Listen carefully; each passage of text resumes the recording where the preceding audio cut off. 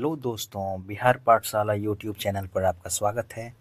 जैसा कि हम जानते हैं, इस यूट्यूब चैनल पर हम क्लास 6 से क्लास 12 तक चैप्टर वाइज हर एक सब्जेक्ट के और पेज वाइज स्टडी करते हैं। इसके साथ ही एक अन्य मॉड्यूल होती है जिसमें हम बिहार की बातें करते हैं।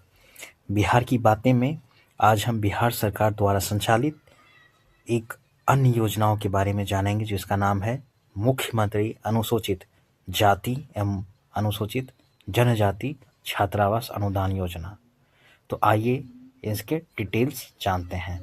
सबसे पहले इनका उद्देश्य क्या है, पात्रता क्या है, अनुदान या ग्रांट का विवरण क्या है, कौन कौन से छात्रावास शामिल हैं, आवेदन की प्रक्रिया कैसे अप्लाई करनी है, आवश्यक दस्तावेज क्या हैं, महत्वपूर्ण नियम क्या हैं, किसे सबसे अधिक लाभ मिलता है या लाभ मिलने की क्या प्रक्रिया है, और कुछ अन्य बातें जानेंगे।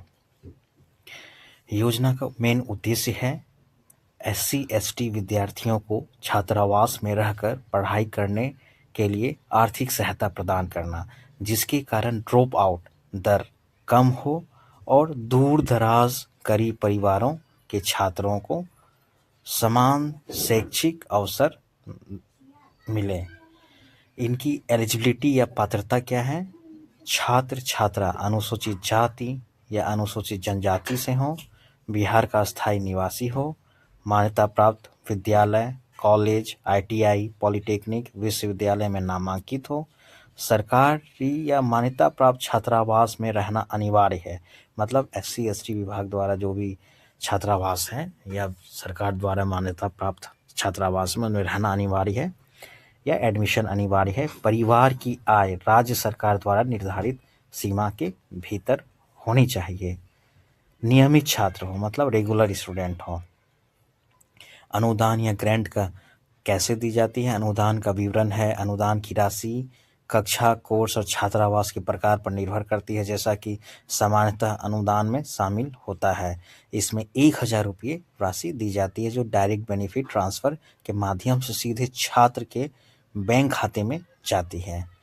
कौन कौन से छात्रावास इसमें शामिल हैं? SC/ST कल्याण विभाग के सरकारी छात्रावास, मतलब जो भी SC/ST कल्याण विभाग द्वारा संचालित छात्रावास है उसमें ये लागू है। सरकारी सहायता प्राप्त छात्रावास भी हो सकते हैं और कुछ मामलों में मान्यता प्राप्त निजी छात्रावास अगर विभाग से स्वीकृत हो, मतलब कल्याण विभाग से अगर स्वीकृत हो निजी छात्रावास, वहां भी ये अनुदान दी जा सकती है।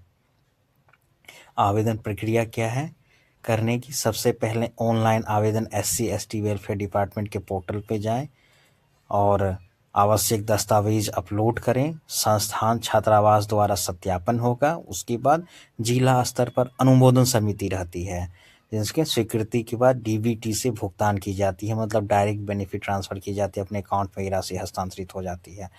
हर शैक्षणिक सत्र में नवीनीकरण की आवश्यकता है, मतलब रिन्यूअल की आवश्यकता है।